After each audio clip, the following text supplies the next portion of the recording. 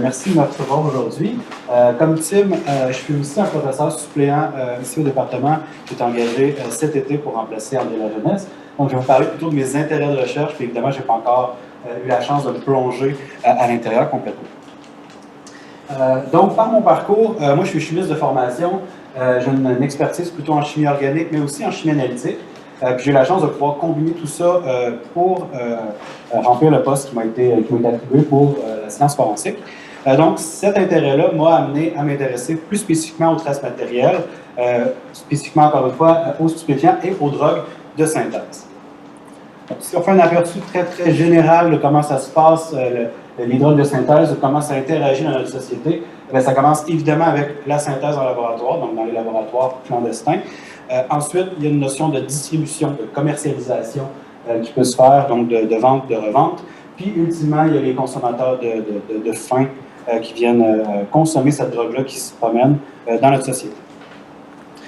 Évidemment, il y a des intérêts de recherche qui découlent à chaque étape. Moi, je m'intéresse un peu à tout ça dans le processus général qui implique les drogues de synthèse.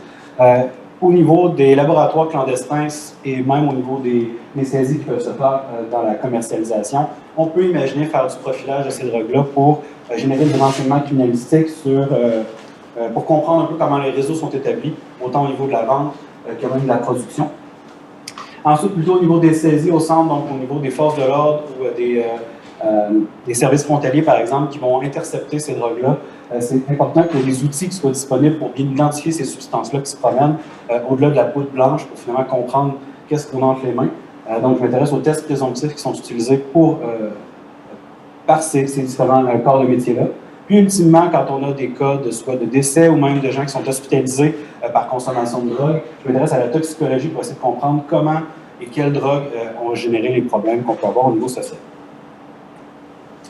Donc, dans le cadre du profilage, bien évidemment, je m'intéresse à la synthèse, mais aussi à la commercialisation, donc il y a un lien entre les deux. Ça se fait déjà le profilage au niveau des agents de couple, donc principalement au niveau des adultérants et des diluants. Donc, quand on prend une drogue, par exemple, puis on ajoute quelque chose pour faire plus de profit, pour changer un peu son activité, souvent, ça va être un même réseau va utiliser la même recette, finalement, on est capable de trouver les réseaux ensemble.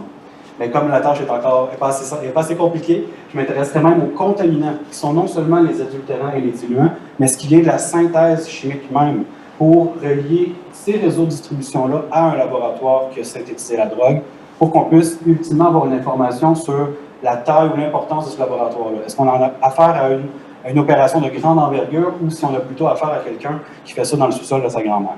Donc, si on est capable d'avoir cette information-là au niveau chimique, ça peut donner un grand renseignement supplémentaire pour les forces de l'ordre. Au niveau des tests présomptifs, comme je l'ai dit, ça nous permet d'identifier des substances qui sont inconnues ou du moins d'avoir une idée sur ce qu'on a entre les mains. Mais rapidement, dans la littérature, on voit qu'il y a certains tests qui sont utilisés mais qui ne sont pas compris au niveau chimique. Ce qui fait que des fois, certains tests vont donner des faux positifs ou des faux négatifs, mais qu'on ne comprend pas pourquoi. Donc, systématiquement, les gens vont faire un paquet de tests pour essayer de comprendre ce qui donne des faux positifs et des faux négatifs, mais on ne sait pas pour quelle raison au niveau chimique. Donc, je m'intéresse à cette compréhension-là fondamentale dans le but de les améliorer et même de développer de nouveaux tests présomptifs, mais tout ça en gardant un œil sur le contexte opérationnel. Donc, je compte travailler en lien avec les gens qui utilisent ces tests-là pour savoir c'est quoi les besoins, c'est quoi les limites, puis qu'est-ce qui ne marche pas finalement avec les tests qui existent présentement. Puis finalement, au niveau de la toxicologie, c'est sûr qu'il existe déjà beaucoup de méthodes pour doser les différentes drogues et leurs métabolites dans un paquet de matrices, mais je m'intéresse entre autres aux matrices non conventionnelles.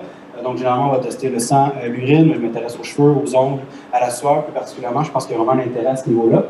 Mais aussi au développement de nouvelles méthodes pour les nouvelles substances psychoactives, donc les fameux NPS, pardon.